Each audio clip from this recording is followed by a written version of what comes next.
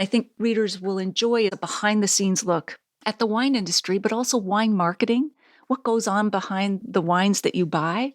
It's my personal experience inside the wine industry for 1 year. The difference between this book and the first two, it's the difference between going to a job interview and being on a date. You're still asking questions, exploring, but this is so much more personal. What I'm really trying to do with it is have readers find themselves in some of my experiences, the feelings, the reflections, the journey that I take.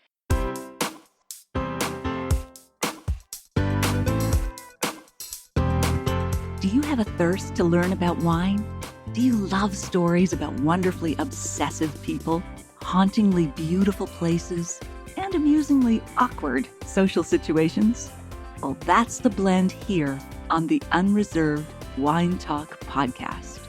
I'm your host, Natalie McLean, and each week I share with you unfiltered conversations with celebrities in the wine world, as well as confessions from my own tipsy journey as I write my third book on this subject. I'm so glad you're here. Now pass me that bottle, please, and let's get started. Welcome to episode 230. What's it like to work as a sommelier in a 5-diamond French restaurant? How do you make the jump from writing magazine columns to becoming a regular guest on radio and television shows?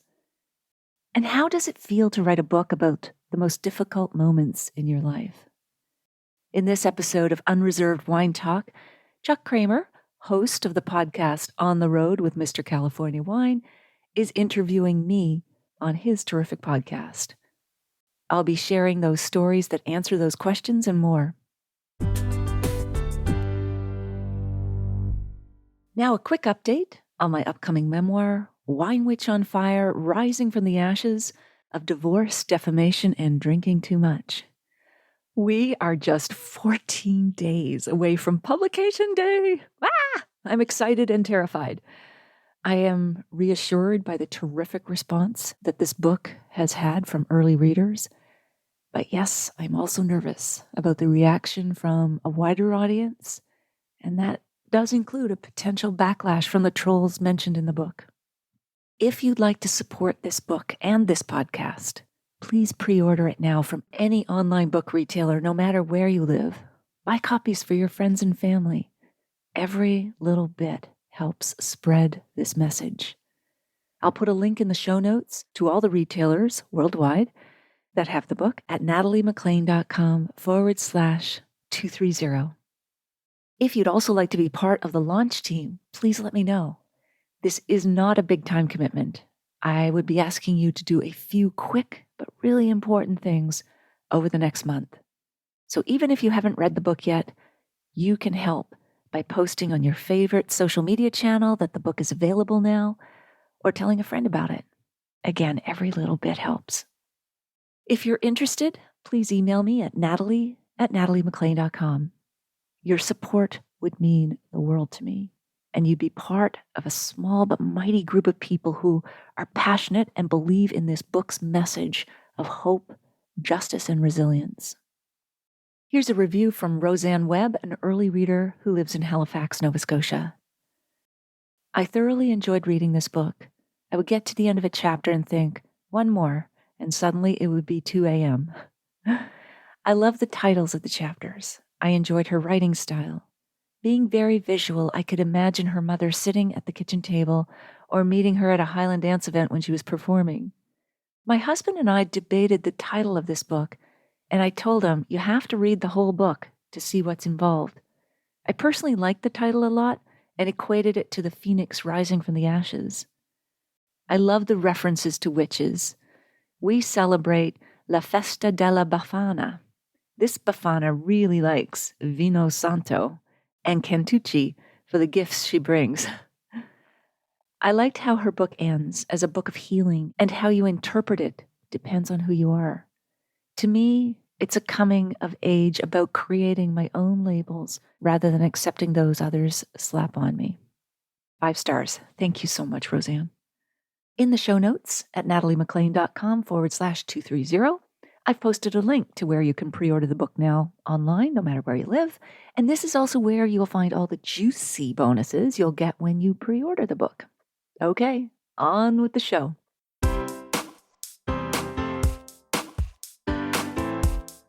Natalie, great seeing you again, and thanks for being on the road with me this week. It's great to be on the road, back on the road with you, Chuck. I'm looking forward to where we're going to travel today, conversationally. Exactly. Yeah, no, I had a lot of fun on when you had me on your podcast, Unreserved Wine Talk, and that was a lot of fun, I have to tell you. And I really enjoyed, I wanted to tell you, while we're chatting here, Kareth Overstreet, you had her on for a couple episodes. I did. I'm a huge fan of Zinfandel, and she switched on, and yeah, I got a kick out of that episode. You know, it sounded like you guys had a great chat. We did. She was a great guest. Of course, you know her backstory as well, but she was formerly a medical doctor and then came into winemaking late in life. So she has this fascinating intersection between two very different careers. Very bright woman, great stories. Just like you, Chuck, you told some really excellent stories. I'm always looking for that. So I'm glad you enjoyed our chat with her. Yeah, no, she was a great guest. So let's dive straight in. Natalie, take me back. Was there a one wild wine moment that really got you hooked into wine, or were you inspired by somebody? I'd say it was a wine, although the somebody I was with was inspiring as well. Okay. So my husband and I were at an Italian restaurant. We were very young. We had just graduated from the MBA together. And we went to this small bistro, and the server said, "Would you like a Brunello?" And we thought it was a pasta dish. So we thought, sure, we'll have the Brunello. And he brought it and poured it into tumblers, none of the fancy sniffing and sipping. All I remember is this sort of cloud of aromas sort of rushed out of the glass to meet me. And I thought, whoa, what's this? I don't know how to describe it, but it smells amazing. And then I had a taste of it. And it was like unlike anything I'd ever tried, because I really wasn't into wine or any alcohol. But the way this made me feel, it was kind of like a sigh at the end of a day, and then this hedonistic rush of, well, I couldn't put aromas to it then, but today I would say wild truffles and violets and blackberries. But it went beautifully with the pasta dish, which was not a Brunello. That made me think I need to find a way to figure out how to describe this, to talk about it, so that I can keep having this experience again and again. Yeah, I love a good Brunello. I mean, you're in Tuscany, right? You're in an Italian restaurant, but you know, I love Italian wines. So this moment, so then after that, how did the story behind the Natalie McLean brand develop? Was it because of that one sip of Brunello? Yes, absolutely. I mean, that got me intrigued with wine in general. At the time, I was working for a supercomputer company that was headquartered in Mountain View, California. So some California roots in my background as well. Now, I was based in Canada, but I would go down every quarter, sometimes more frequently, to the head office for meetings. And gradually, I started arranging them on Thursdays and Fridays so that I would stay the weekend and drive up to Napa or Sonoma and spend the weekend there, just going from winery tasting room to winery tasting room. I just had so much fun. But I still wasn't thinking of a career in wine, let alone writing about it. But then that led to taking a sommelier program at a local college at night, just for fun. And I completed the certificate program. And then it wasn't until I was on maternity leave that I thought, well, I want to kind of keep my brain engaged. Maybe I could write about wine on the internet, because I knew now something about wine and something about technology, put them together. I pitched a local magazine on the story. That was actually news back then, wine on the internet. You can see it's back in the Paleolithic days. But they took it, and that became a regular column. And I didn't go back to my high-tech job after maternity leave was finished. Wow. Okay. So you started this started out as like a hobby. Yes. Were you writing then while you're still working? And then after maternity leave, you just said, I need a career change, and went into wine. Exactly. So, I wrote this column while I was on mat leave, and that gave me the confidence to cold call other publications, newspapers and magazines. I didn't know anybody in the wine world or the writing world. And I just started getting assignments. So in Canada, we have a generous maternity leave program. And I hadn't taken any vacation, being a type A personality. And so I had a year off of paid leave. And so by the time that was finished, I had enough columns to decide, along with my husband, that I was going to try to make a go of this full time and not go back to tech. Well, that's a massive leap. I mean, and it It just is. a massive like U-turn going off into a different direction there. I mean, obviously it paid off. So what came first? Was it the books, being a TV personality? Obviously, you're writing these columns to start, but how did your story evolve after writing this column? So that continued. But because I came from a high tech background, early on, I had a website. This is back in 2000 and mobile apps as well. I still have mobile apps and the site, of course, that scan barcodes and a front label optical reader. So I was into the technology because I thought there's a great fit here between technology and wine. As you know, Chuck, you can take a deep dive into wine. It's just so much information. It's amazing, scary, but also intoxicating in and of itself, learning about wine. But the technology can make it more accessible. And we have a lot more tools today than we did back then. So, what came first was that first column in print, but I soon got into the online tools. And the magazine columns eventually led to a book deal with Random House, Penguin Random House, it's now called. And then it was only while I was on book tour promoting the first one that I sort of met all these people at different TV stations. And after those initial interviews, a number of them asked me to come back again as a regular guest expert on their show to talk about wine in general. That's cool. So what's a time frame? Take me through that timeline. I mean, writing books, it takes a while to write and then to publish. So we talking a couple years here Well, during this period yeah, of time? good question, Chuck, because when I went with my agent to New York, where New York City is the hive of publishing, all the big publishers are there. And so one of the editor asked me, "How long did it take you to write this book?" And I said, "Well, all my life." But he understood that all of Got me it. was in it.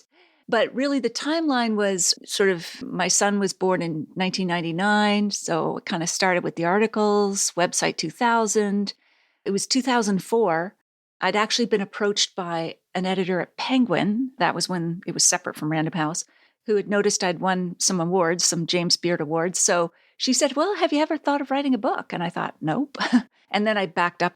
What is the process? And the process really is getting an agent and then letting your agent guide the process and go to all the different publishers and hopefully get bids, which we did, and then decide on the publisher. So once the 2004 that was signed as a contract, the book came out in 2006. The next book came out in 2007, the paperback in 2011. So that was the timeline for those first two books. Okay, so let's talk about these two books. So, Red, White, and Drunk All Over, a wine soaked journey from grape to glass.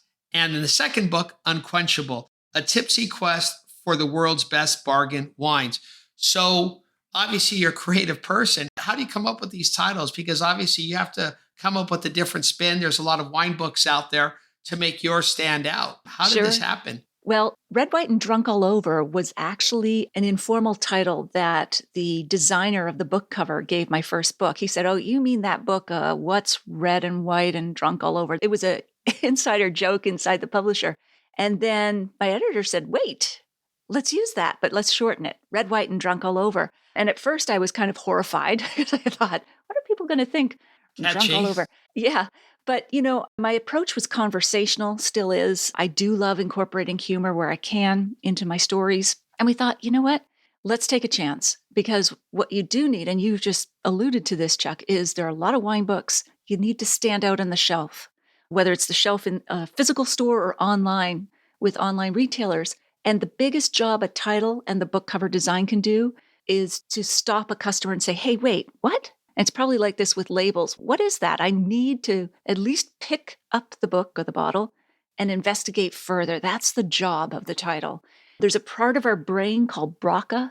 It's right behind the executive brain, the frontal cortex, that ciphers out things we don't need to pay attention to things we do. And when you have that, "wait, what?" kind of moment, that is what you want. You want to bypass BRCA that wants to get rid of all daily distractions, send it to the executive brain that says, "I need to find out more." So that's the answer to the titles.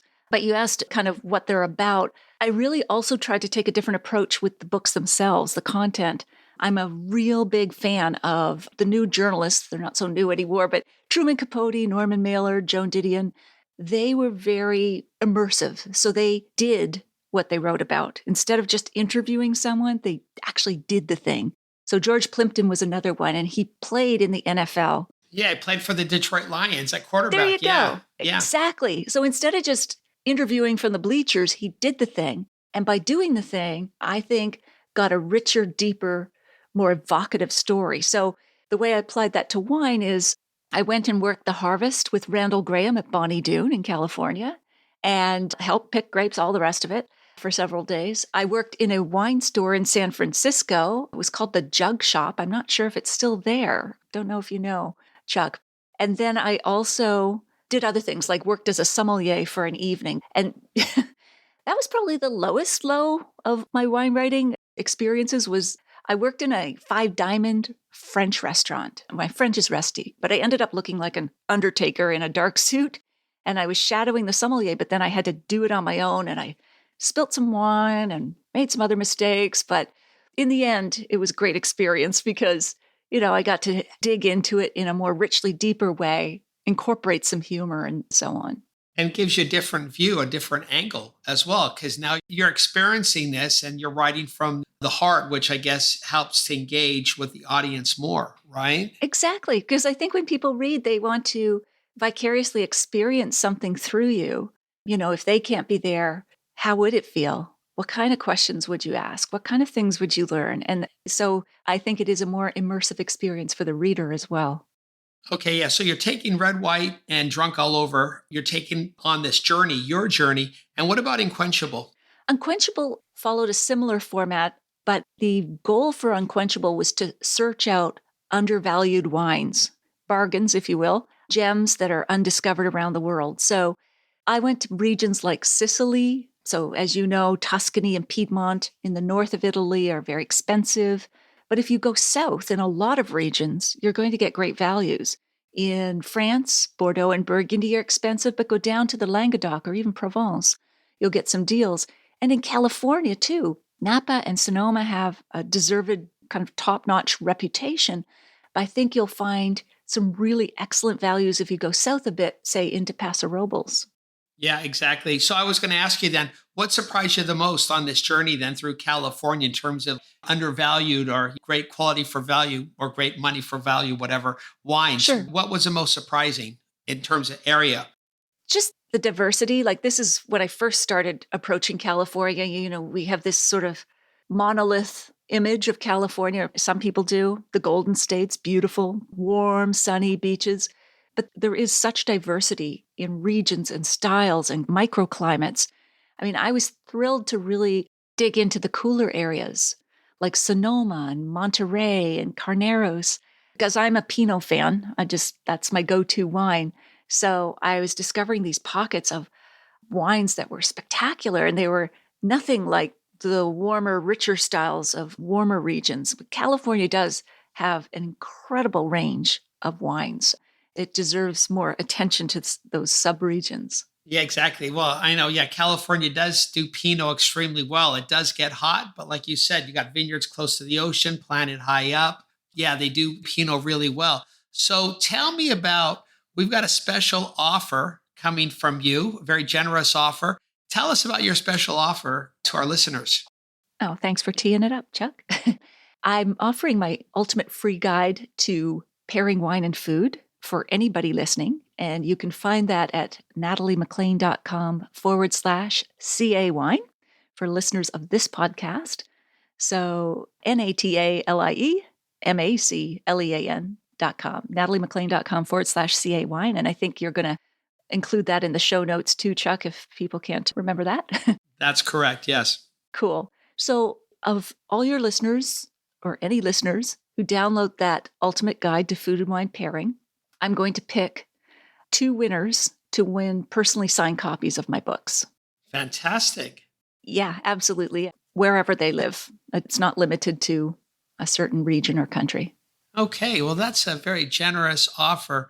Just go into the website there, nataliemaclean.com, and then you have an opportunity to win these 2 books, Red, White, and Drunk All Over, and your second book, Unquenchable, correct? Exactly. So there'll be 2 winners winning 2 books.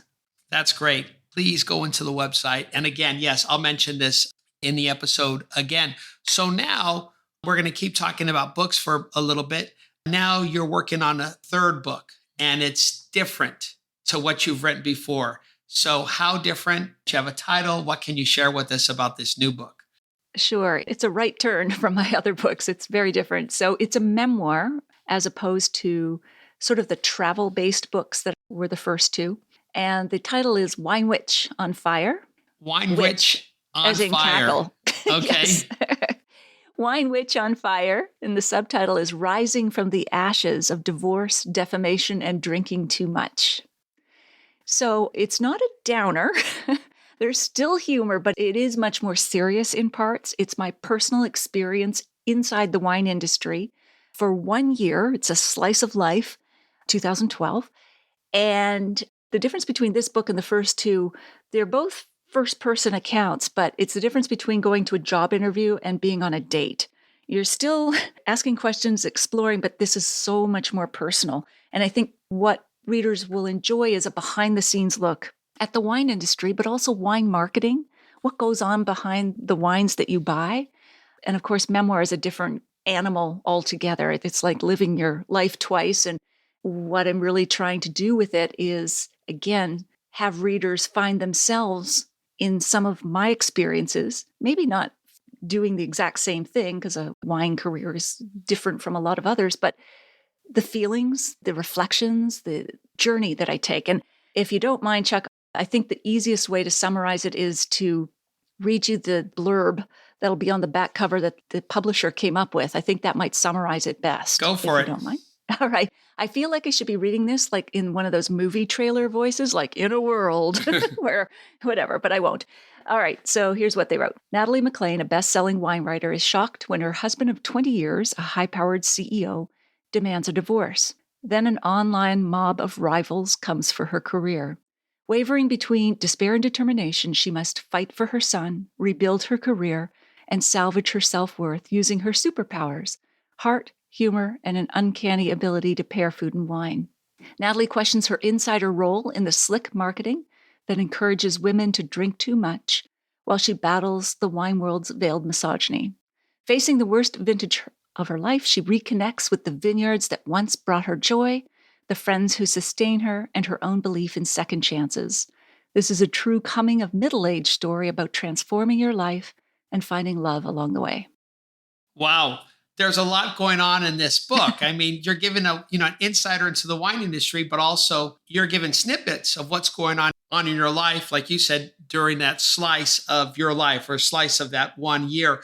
So what stage are you at with this book?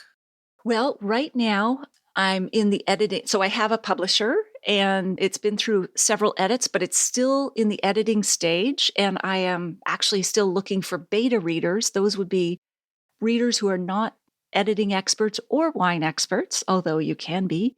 But if any listeners would like to get a sneak peek at the manuscript and give me their feedback on the book, just how it hits them, again, no expertise required, they should feel free to contact me, Natalie@nataliemclean.com.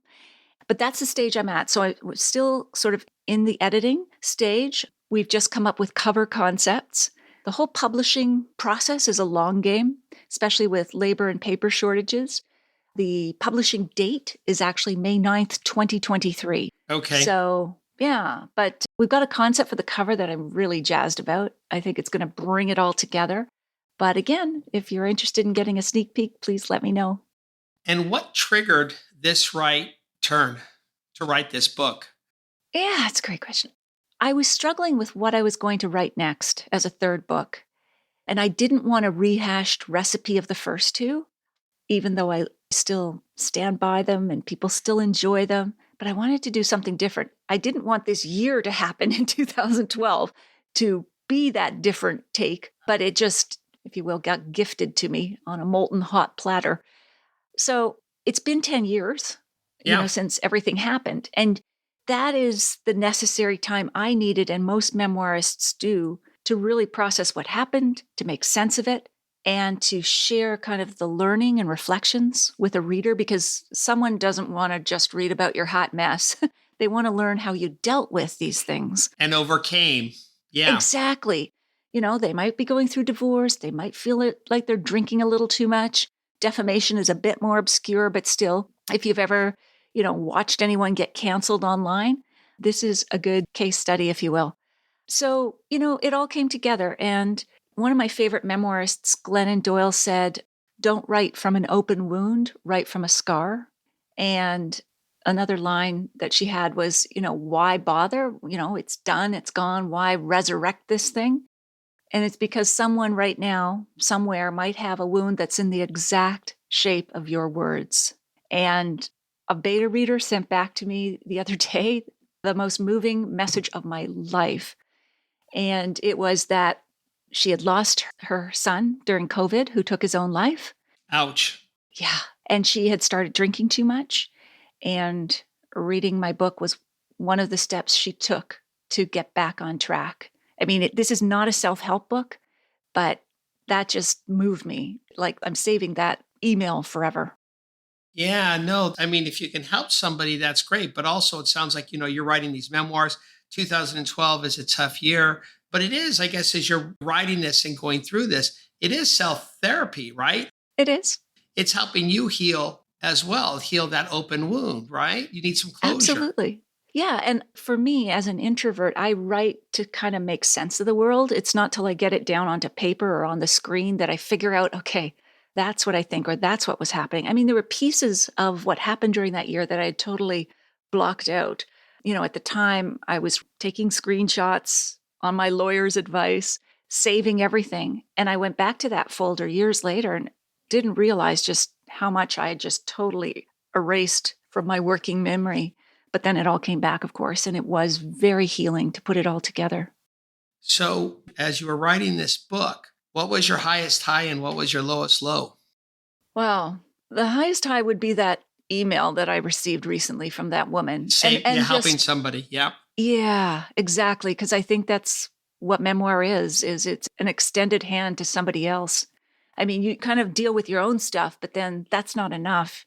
It's you put it out into the world for a reason, and that reason is a reader who might need to hear the story. So that'd be the highest high for sure. Lowest low was having to relive some of that. Memoir is living your life twice. And going back to some of that, yeah, and just like my breathing became short as I read some things, but that's part of the process too. So it all comes together in the end. Well, if a book title is going to engage, it's going to be this one, Wine Witch on Fire. And then give me the full title again, Wine Witch on Sure. Fire. And that's the title. The subtitle is Rising from the Ashes of Divorce, Defamation, and Drinking Too Much. Well, you're going to connect with a lot of people. I hope so. I see this book as being very successful. So good luck Thank with you, that. Chuck. And that means a lot. Look forward to that when it comes out in May 2023.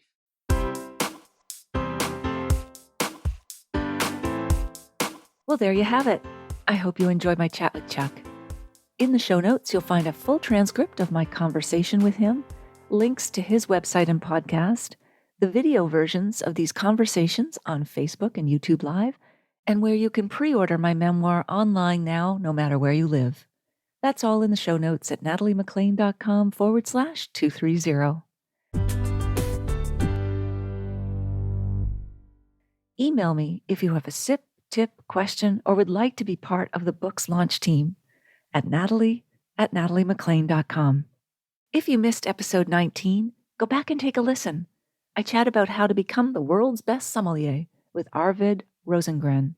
I'll share a short clip with you now to whet your appetite. The key, if you want to become a good blind taster for spirits, it's exposure, I think. You got to smell a lot. Usually the blind tasting of spirits are sort of, let's say they put down 8 glasses. My goal is to be able to nail 5 or 6 on smell alone so that I don't have to start tasting until the very end. Because once you start tasting, you start messing with your palate and everything becomes difficult. You have to nail more than half of it on the nose alone and then move to taste. Your spirits are usually so sort of defined by their category in the sense that it's pretty easy once you learn the sort of archetypes to start getting there.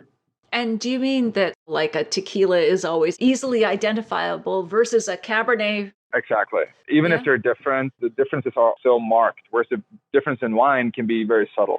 Sometimes you get Shiraz that tastes like Malbec and that kind of thing. You don't get that with spirits. If it's a Scotch, it's very different from a bourbon. And it's always going to be very different from bourbon.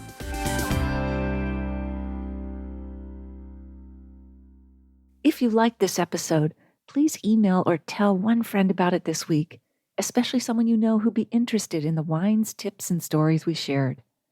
You won't want to miss next week when I share some very personal thoughts about wine and the wine industry. Thank you for taking the time to join me here. I hope something great is in your glass this week, perhaps a classic Bordeaux.